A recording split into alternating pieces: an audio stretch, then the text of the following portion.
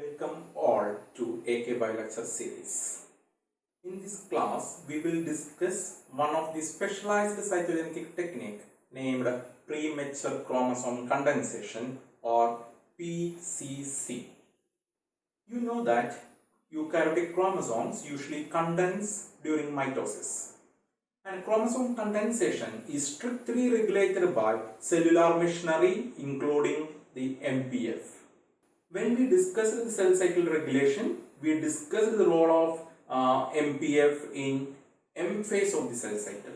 If you don't know the chromosomal condensation mediated by MPF, then you go back to previous videos of this channel and clear the concept well.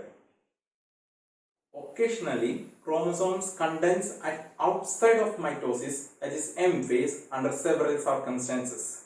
This phenomenon is known as premature chromosome condensation or PCC or premature mitosis. The resultant condensed chromosomes are called prematurely condensed chromosomes, that is PCCs. The advantage of PCC was utilized by the technique fusion mediated PCC. In fusion mediated PCC, the interphase stage cells fused with mitotic stage cells using fusogenic viruses such as centivirus or the chemicals such as polyethylene glycol. Polyethylene glycol is in short named as PEG. So now if we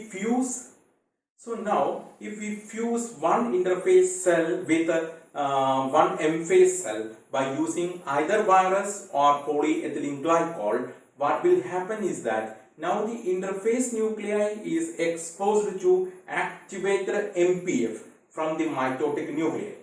Because of the action of MPF from the mitotic cell, interphase cell nuclei condense prematurely. Means it will condense to mitotic-like chromosomes, not mitotic chromosomes, mitotic-like chromosomes.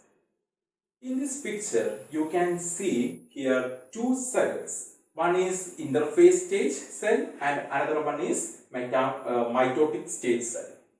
You can distinguish the two cells because of its characteristic features. Here, the MPF is represented by red dots. You can clearly see the MPF only in the mitotic cells, but in interphase cell there is no MPF. But in step 2, you can see the fusion of these two cells mediated by virus or polyethylene glycol. As a consequence of the fusion of these two cells, what will happen is that the cytoplasmic content of both cells, including the MPF factor, the MPF from the M phase cell was mixed together. Then what will take place? Because of the action of MPF from the mitotic cell, interphase cell nuclei condense prematurely. Hope you understand the process of fusion and the action of MPF from this diagram.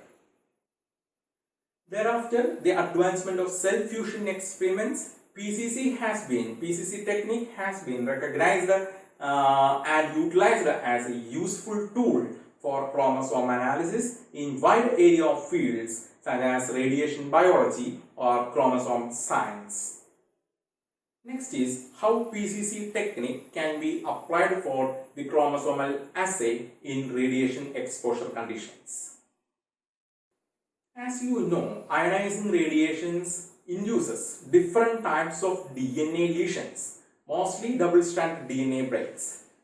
The PCC technique provides information on two things. The first information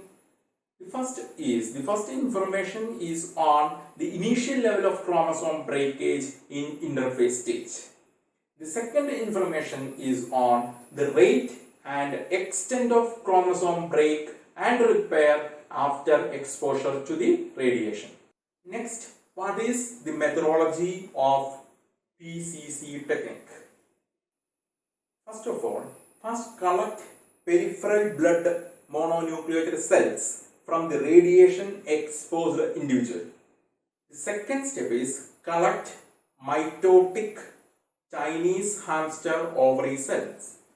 In third step, fuse the peripheral blood mononucleated cells with mitotic Chinese hamster ovary cells in the presence of polyethylene glycol. As a result of fusion, the mononuclear cells undergo premature chromosomal condensation, that is PCC, of 46 single chromatid chromosomes.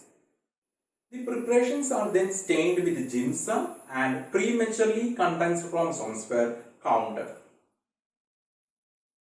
We can correlate the level of radiation exposure with the number of prematurely condensed chromosome fragments observed in human lymphocytes.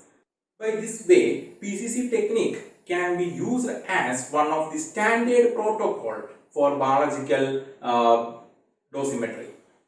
We can observe the chromosomes as this picture after PCC technique. You can see here the fragmented chromosomes. The rate of double-stranded break can relate with the level of exposure. This is all about PCC.